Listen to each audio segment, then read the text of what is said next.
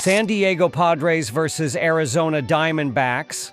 The San Diego Padres, 62-51, and the Arizona Diamondbacks, 54-59, will wrap up their three-game set in the NL West on Wednesday. The first game was played on Monday with the D-backs winning 6-2. Arizona holds a 3-1 lead in the season series. San Diego will start Nestor Cortes, 9.00 ERA, with Arizona going with Anthony Desclafani, 4.91 ERA. There is a long way to go in the final half of the season, as the San Diego Padres are trying to improve their playoff chances down the stretch. They are currently holding on to the final wildcard spot, only a game behind of the Mets ahead of them in the overall standings. In terms of the division, the Padres still have a strong chance to take the NL West, as they are only 3 games behind the Dodgers. They lost the first game of this series, scoring only 2 runs in the loss in Arizona. Fernando Tatis Jr. took his usual spot as the leadoff hitter on Monday. He went 1 for 4, but was not able to generate any run support. He is in his 6th season in the league, with all 6 seasons being played with the Padres. This season he has 17 home runs and 44 RBIs, while playing right field and batting .264. Manny Machado is their top home run hitter as a 33-year-old third baseman. He has 20 on the season and also leads the team with 72 RBIs while batting third in the lineup. Gavin Sheets is having a strong season. He took the DH spot on Monday and has contributed 15 home runs and 54 RBIs on the season. Nestor Cortes is a 30-year-old left-hander who is making his first start with the Padres after coming over from Milwaukee.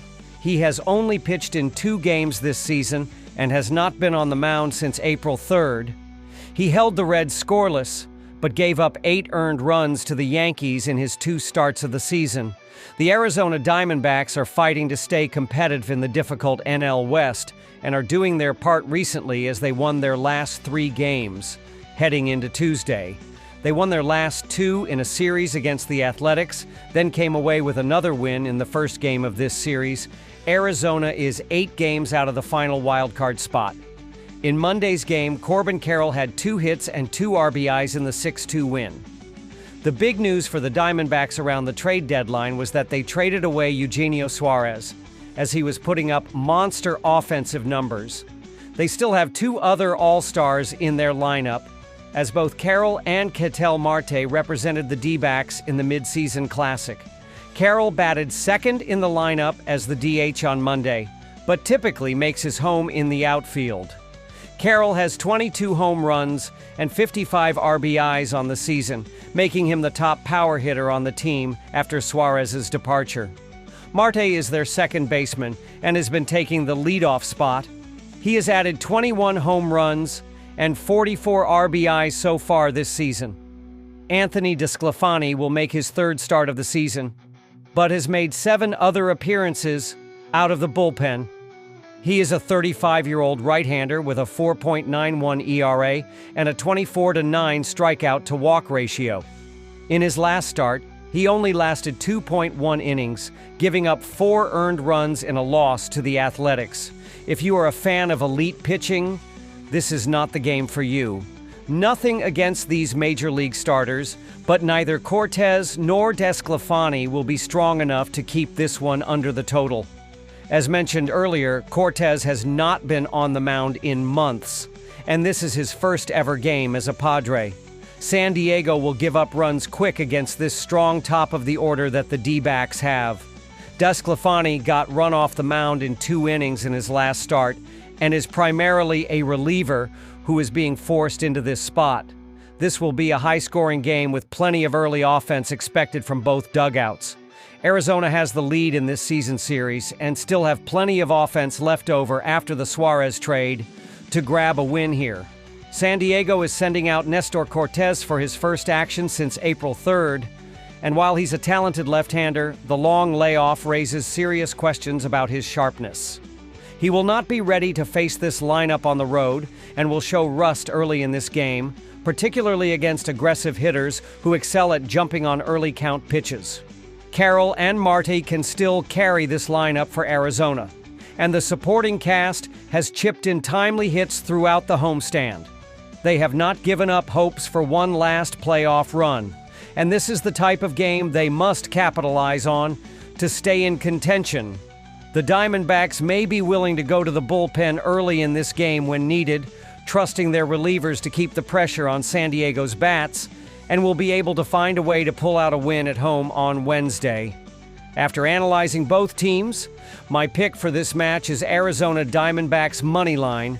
Drop your thoughts and predictions in the comments box. Minnesota Twins versus Detroit Tigers. The Minnesota Twins, 52-60, and the Detroit Tigers, 66-48, will close out their three-game series in the AL Central on Wednesday afternoon. The first game was played on Monday with the Tigers winning 6-3. The second game was played on Tuesday. The Tigers hold a 3-1 lead in the season series. Minnesota has yet to name their starter, while Detroit plans on sending out Jack Flaherty, 4.36 ERA. The Minnesota Twins were sellers at the trade deadline as they dealt shortstop Carlos Correa, first baseman Ty France, closer John Duran, and 4 quality relievers.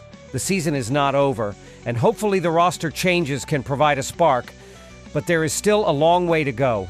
They are currently 4th in the AL Central and 7.5 games out of the final wildcard spot in the division. They dropped the first game of this series despite getting home runs from Matt Wallner and Ryan Jeffers. Wallner batted second as their right fielder on Monday and just hit his 15th home run of the season. The 27-year-old outfielder is in his 4th season in the majors, with all 4 seasons being played with the Twins. Wallner also has 26 RBIs, but is batting just 217 on the season. Jeffers is their catcher. He batted 3rd in the order while hitting his 8th home run of the season. He has contributed 35 RBIs to go with his 254 batting average. Byron Buxton is still with the team, but is on the IL with an injury. The Twins will have new faces in the lineup with Correa, France, and Castro all being dealt away at the deadline. Minnesota has not yet named their starter for this game and only have 3 starters currently active in their rotation with Ryan, Matthews, and Ober. None of those 3 will go here, meaning it is likely to be a bullpen game. The Twins rank 23rd in the league in team ERA at 4.30. The Detroit Tigers were in a tailspin around the All-Star break, including a stretch where they lost 12 of 13 games.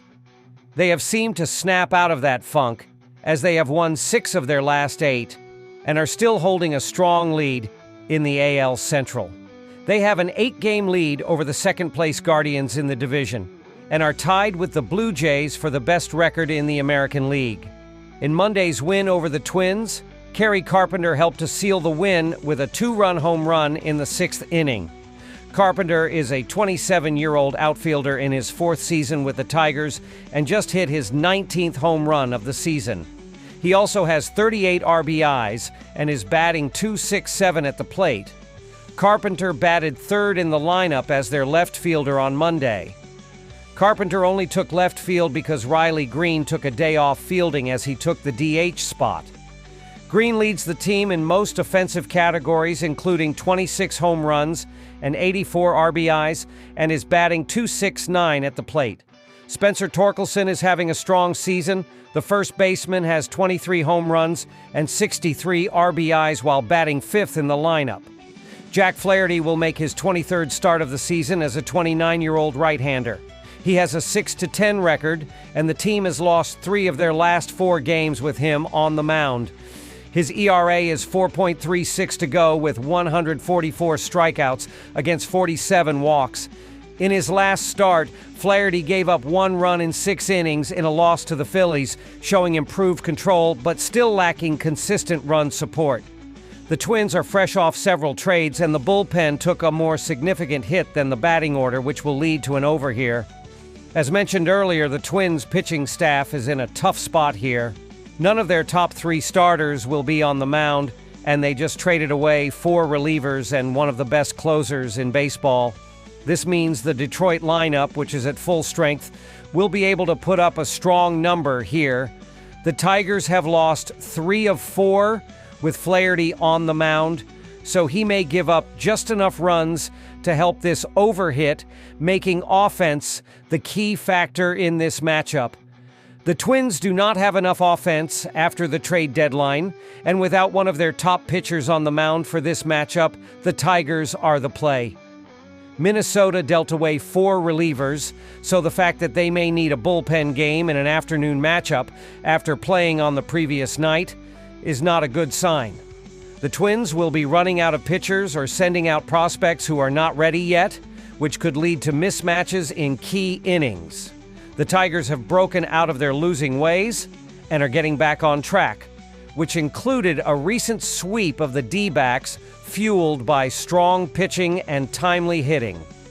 Flaherty is a quality starter who can work deep into games and will be going against a Twins lineup that just traded away most of their production, making Detroit a clear favorite in this spot. After analyzing both teams, my pick for this match is Detroit Tigers minus 1.5. Drop your thoughts and predictions in the comments box. Tampa Bay Rays versus Los Angeles Angels. The Los Angeles Angels, 55-58, will host the Tampa Bay Rays, 55-59, on Wednesday in the finale of a 3-game series.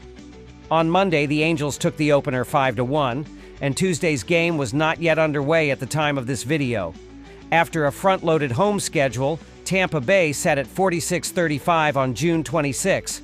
Since then, the Rays have stumbled to a 9-24 record, falling 11 games out of first in the AL East. The post-All-Star break stretch has been especially rough for the offense, ranking 29th in MLB with a 220 batting average and a 643 OPS over their last 17 games. Strikeouts have been a persistent issue, and their inability to generate consistent contact has left them overly reliant on solo home runs for scoring. Injuries to key hitters have further hindered their lineup depth, making it difficult to turn around their offensive struggles in such a competitive division race. Shane Baz, 8-8, 4.79 ERA, will get the start for Tampa Bay.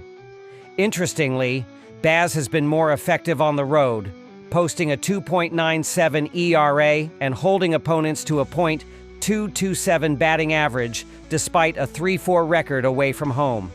His success away from Tropicana Field has been fueled by improved command and an ability to limit hard contact, particularly with his fastball-slider combination.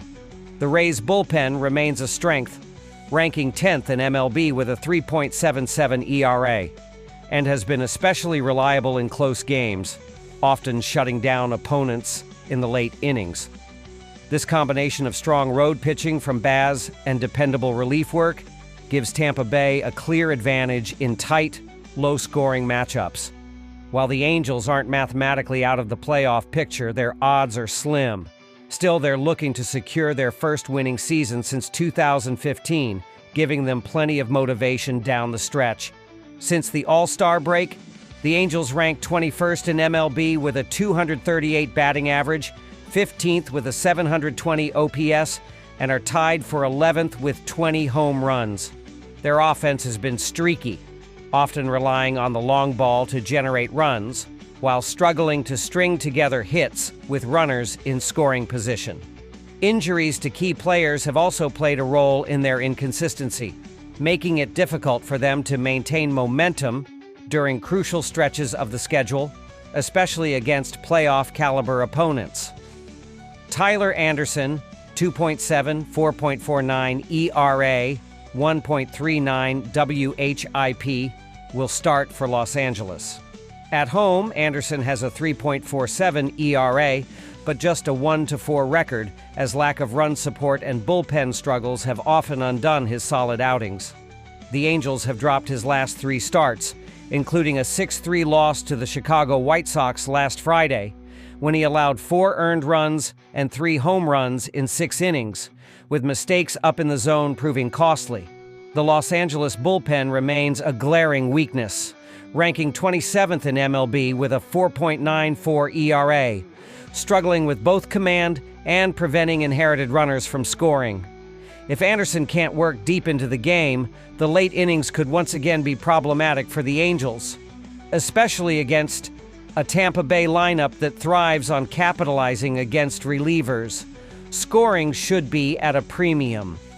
The Angels have been held to 3 runs or fewer in 3 of their last 5 games, while Tampa Bay's bats have been among the coldest in baseball since the All-Star break, scoring more than 1 run in only 1 of their last 4 contests. With Baz matching up well against Los Angeles and both offenses struggling, the under looks appealing. Both teams have shown strong pitching performances recently, with bullpens that have tightened up and starters who excel at limiting hard contact. Additionally, defensive miscues have been minimal, suggesting that runs will be tough to come by, making a low-scoring game very likely, especially given the current form and the lack of extra base hits from either lineup in recent outings. I'm backing Tampa Bay as a live underdog. Both teams have been inconsistent, but Baz's road success combined with the Rays' superior bullpen gives them the edge. Active Angels are just 2 for 16.125 average lifetime off Baz, so I'd rather take my shot on the plus money dog. Tampa Bay's bullpen ranks among the best in the league, known for their ability to shut down rallies and hold leads late in games, and their depth allows them to match up favorably against almost any lineup. Meanwhile, the Rays' offense has been opportunistic, capable of manufacturing runs through smart base running, timely hitting, and a patient approach at the plate, even against tough pitching. Given Baz's strong command away from home and the Angels' struggles against him, Tampa Bay looks well positioned to capitalize, especially if they can grab an early lead and force the Angels to play from behind, where their offensive production tends to dip. After analyzing both teams, my pick for this match is Tampa Bay Rays ML. Drop your thoughts and predictions in the comments box. Kansas City Royals versus Boston Red Sox. It's the final game of a 3-game series between American League rivals on the diamond in Beantown, as the Kansas City Royals travel to face the Boston Red Sox Wednesday night. And in the opening game of the series, Monday night, it was Boston picking up an 8-5 victory to draw first blood. Kansas City fell for just the second time in 6 games as they were downed in the opening game of this series Monday night. The Royals entered Tuesday 56-57 on the year and stood 3rd in the AL Central, 9.5 games behind the Tigers for the top spot. They were 4 games behind the Mariners for the final wildcard spot in the American League. Against Boston Monday night, Kansas City wrapped out 12 hits in a losing effort as Michael Garcia, run, RBI, Bobby Witt Jr. and Mike Yastrzemski, run, each had a pair. Vinny Pasquantino, his 19th, and Garcia, his 11th, each went deep in the loss as the team was 2 of 10 with runners in scoring position. Bailey Falter, 7-6, took the loss as he allowed 7 runs on 8 hits with 2 walks and 2 strikeouts over 4 innings of work. Michael Wacha is on the mound as he makes his 23rd start of the season for the Royals in this contest. He is 5'9" with a 3.38 ERA, a 1.165 whip, 35 walks, and 95 strikeouts over 125.1 innings of work on the year. Wacha earned the win in his last start, which came against the Blue Jays on the road Friday night. He threw 8 innings, allowing 1 run on 3 hits with no walks, and 5 strikeouts in a 9-3 Royals victory. In his last 3 starts, Wacha is 1-0 with a 1.40 ERA, a 0.569 WHIP, 2 walks and 11 strikeouts over 19.1 innings of work. Wacha makes his 5th career start against the Red Sox in this contest. He is 2-1 with a 2.14 ERA, a 1.19 whip, 6 walks, and 21 strikeouts over 21 innings of work. Wacha is 6'2 with a 2.88 ERA, a 1.096 whip, 15 walks, and 57 strikeouts over 65.2 innings in 12 career starts at Fenway Park.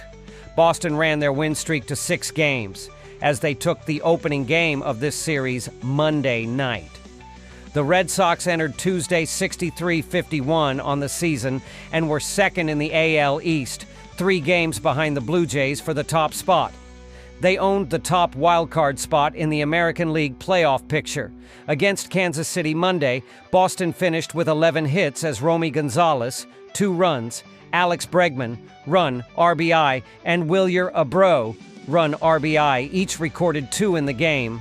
Jarren Duran, his 12th, went deep in the opening inning as part of a 5-run first inning and didn't look back.